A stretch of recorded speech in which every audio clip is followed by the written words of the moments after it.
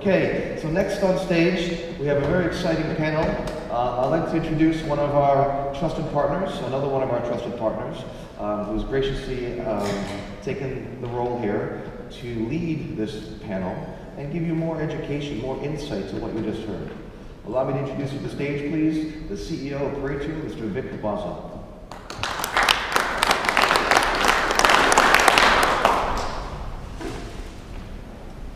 Good morning.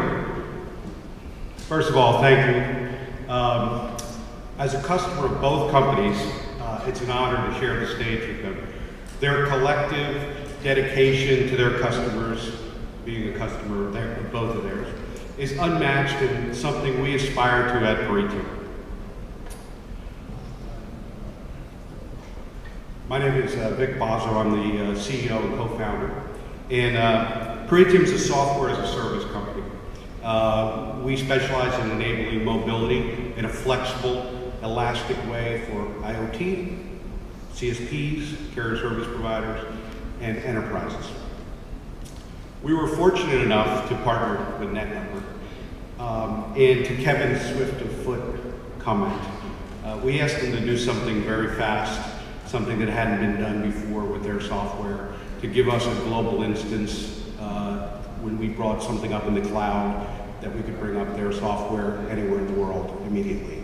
And they responded really in a way that no other vendor could, and we were using more, let's say, less software-oriented vendors. And so that's a testament to them. It's why I'm here today to talk about it. And it's really interesting how that worked, and candidly, that allowed us to connect to Deutsche Telekom's network where we needed to, fast. So, I've got a series of questions for them. I promise they won't be too hard. We'll see. But we'll start, I'll address the question to one of you and then feel free to comment. So, let's start with Ulf. How do you choose a vendor partner? There's traditional ways to do that, but for me, it's not the question on how to choose it. It's more the question how to develop the relationship with the vendor to a clear partnership. So certainly, vendor selection is a standard process, and certainly we are running our RFQs. No way out of it. And to focus on the two major aspects is technology and it's the commercial way. Yeah. But if you have the decision and if you are clear that you want to go further on with a specific vendor, then you have to develop the relationship to become a partnership. Kevin, do you have any perspective coming from Big Blue to Yeah. Well, you know, I think it's very similar to what Ulf said. You can have your procurement organization interact with your vendors, and they'll do all the commercial terms, etc., but that is insufficient. It was always my view that, first off, I wanted to personally know the folks, the leaders, and those involved in the day-to-day. I wanted to make sure that there was no lack of clarity in what outcomes we wanted and what the expectations were. And so, oftentimes, it was the relationship and the confidence in the relationship that would tip the scales towards one vendor or another. And certainly speed and innovation and all of that would make a big difference. But, you know, I think that's very similar to Ulf's approach to us, and one of the reasons why I welcomed that approach, right? I mean, Ulf was, as I said earlier, very demanding, but clear. And I can't ask for anything better than that, right? You know, they were very clear to us, and he knew, having looked in our eyes, that we were going to work our darndest to be successful on his behalf. So similar to what I would have expected. So we've all had non-successful vendor relations in our networks and our platforms. I start, I guess, with Matt. From your perspective, what defines a successful relationship for you? And then I guess I would ask the same question to Ulf. Sure. So sitting on this side of the table, what we get involved in is a dramatic set of requirements and RFPs, and typically we get put to the test a lot. What I find to be the most important part of working with someone like Ulf is an open set of communication, being honest. Don't try and overextend what you can do just to go win a deal, but be right up front at the very start to say, here's what I can do, here's what I could do with given time, and here's just what I don't do. And I think carriers appreciate that open, honest approach. And that's why I think there's under trust across many of our customers across the globe, and yourself included. Second is accountability. Take accountability for what you do. The third is collaboration. Continue an open path of communication, which we do regularly with all of our customers.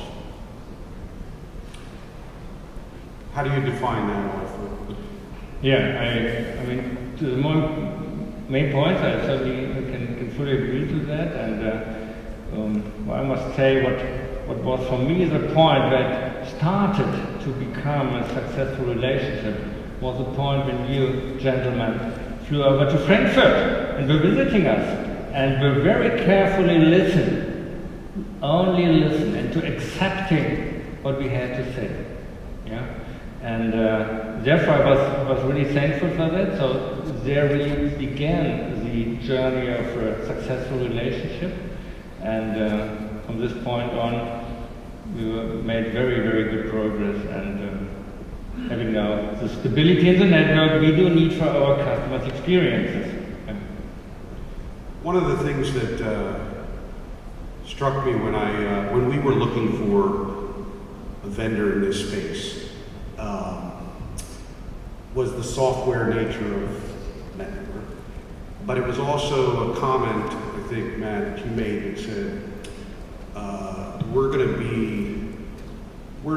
to be part of your R&D organization in a way, that we're going to actually have a voice in the product set moving forward. How are you supporting your customers in that way? Why are you able to do that? Because clearly a lot of vendors are not. And how's that working together? To me? Yeah, sure. Right. So it is an approach that we take with all of our customers. We can't read minds. We don't know what's in the future for your business. In order for us to be relevant for carriers to continue to provide success, we have to have a way that carriers can bring in their requirements to our products. Also, carriers also have to understand how that works. How does our product work behind the scenes? How is it developed? What is the genetic architecture? Because once we educate the customers, the partners, of what our product can do and how it's structured, they then come back and give us requirements that will meet their business needs to go capture revenue into their markets. And we really take a very collaborative, regular approach with our carriers to bring them in and hear that. So, Kevin, you talked a lot about why you came out of retirement, Right. and to do this and take on this mission. What would you say is the role of the organization leader in empowering more people, and how are you seeing that from the carrier perspective? Yeah, I think that the interesting observation I would have, I came in with a lot of expectations on what I would want a vendor to perform as, and I knew when I first entered that there were some aspects that were not there, right? We had to scale, we had to instrument beyond what we were, but that was all kind of tractable and easy to do. It just took time and effort. What I was pleasantly surprised with was in a company that is as aggressive and agile as this one, the leadership role of saying, that's the horizon, within these parameters, go drive towards that horizon. And by the way, here's our behaviors, much like I went through before, as far as the way we interact with customers. You tell them that, and they rally and align almost in an entrepreneurial way that I didn't have the opportunity to have in previous organizations. So for example, this point on if there's an issue at hand with a vendor and it could, with a customer, and it could be between various vendors, own it as if it's ours to the end was something that I talked to the team about right off the bat. And they have demonstrated that flawlessly. One time to have that discussion. So what's exciting for me is you can liberate such latent energy towards a goal by just stating the goal. And I love that. and so forth. And that was very similar to, so in hearing Ulf's concerns and the team when we went over to Frankfurt, it was easy then to process and say, okay, that's what we're going to do. Team, this is what we have to do. And it's not that easy, Yeah. but you know, they move in that direction. Great. Ulf, as a software vendor as well, I would ask you this question. It's sort of selfish. I would like to know the answer. What do you suggest for vendors in aligning their roadmaps and their service delivery roadmaps for a company of your size? Well, certainly it would be good having the vendors already one step ahead of us and already knowing what comes from the future and where should they can focus on to make our lives easier, you know.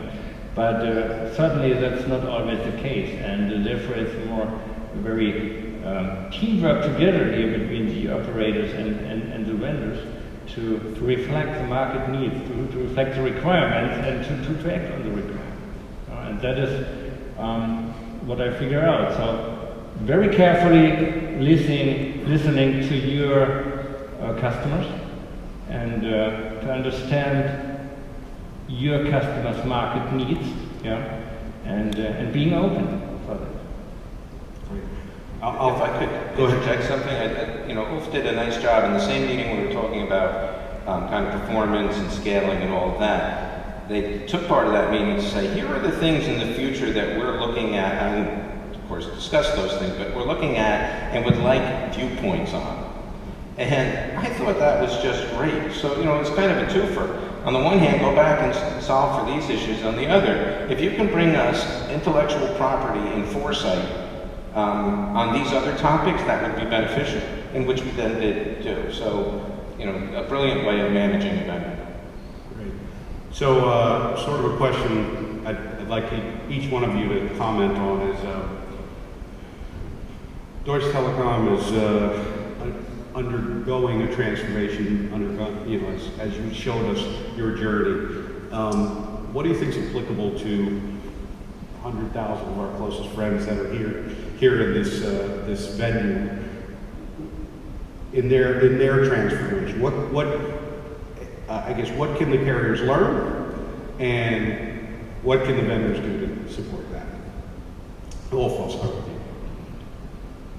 Well, what the vendors can learn, I think I tried to make it clear already in my presentation, you know.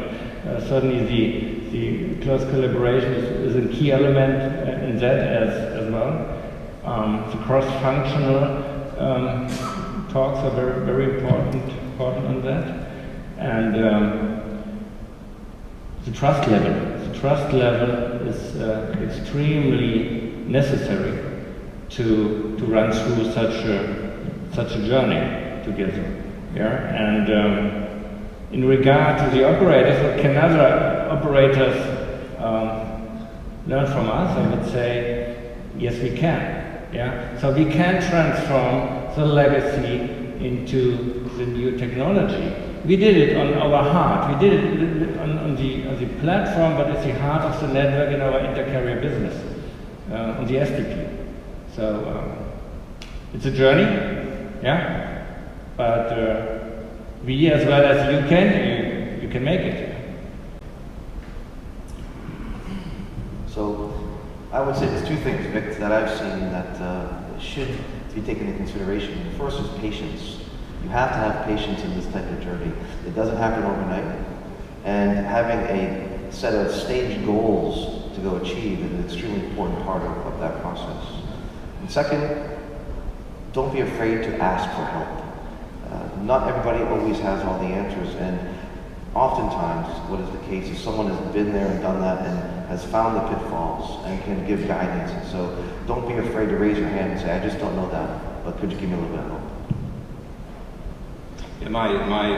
Yeah, steal one of Ulf's metaphors.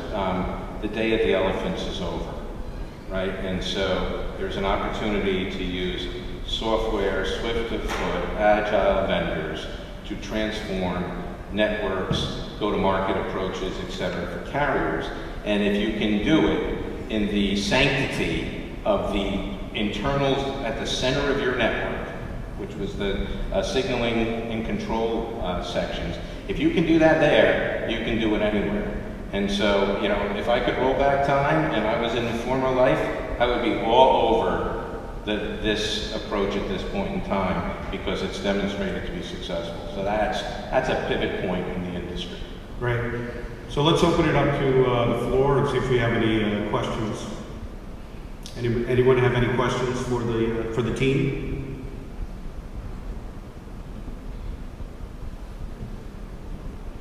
I guess you answered all the questions. Well, I think. Oh, we have one. Oh. Hello. Hello. My name is Victor. I'm president of a company from Russian Teles company. So I have a question regarding NetNumber, much more to NetNumber than Deutsche Telekom. Or maybe to Deutsche Telekom too.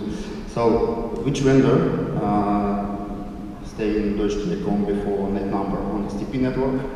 So, and I saw in your presentation that you have real-time monitoring. Which real-time monitoring you use to? Maybe some. So the question was, which vendor sort of was in the network before, I think, and how did you? I just want to translate a little bit. I think how did you? Why NetNumber STP solves that problem? Real time. So I don't want to specifically say the vendor name, right? I don't think we want to go there, but think about an equipment type vendor that had an STP, a legacy STP, and for some reason it was outmoded. This is a standard, I'm giving you a generic answer. That's a standard situation. And at that point in time, you have to make a decision, right? Am I going to move? I have to move to something either that scales better, that's not out of life, that moves me in a software direction, whatever your motivation is. And in this particular case, we can deliver a software platform that provides the same performance levels as those legacy things on a platform that enables you to do other things and at a scale that rivals the historical. And so it's a nice stepping stone into the software environment that allows you freedom to do lots of development and lots of expansion, but at the same time performs that basic function that was there prior. And on the STP platform, we are enjoying great success in doing exactly that. So I think that was the nature of your question. And I didn't want to kind of betray the insight. Would you allow me to comment on that? Yes. Because we went through that process. I won't say what vendor we were using either. But for us, we needed real time. We needed to be able to communicate with multiple networks. We also needed inherent embedded functionality that went beyond STP. So we needed HLR and things like that as well. And we needed it as a software service virtualized, and we needed it in multiple places, and to be also be able to put it on our cloud. So that was not a very easy task for a traditional sort of hardware-oriented vendor, even if they were running virtualized software. So that was why we made our choice. Other questions? Thank you for that one. It was great.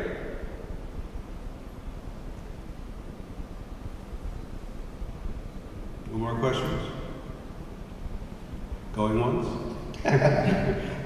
Well, we want to thank everybody for attending. We want to thank everybody for participating, for your spirited debate. I don't think it was a debate.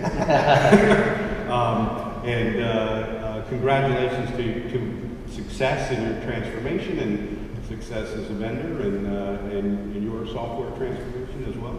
And thanks everybody for coming, and enjoy the rest of the show. And come to Hall 7D81. We'll be happy to host anybody. Yeah.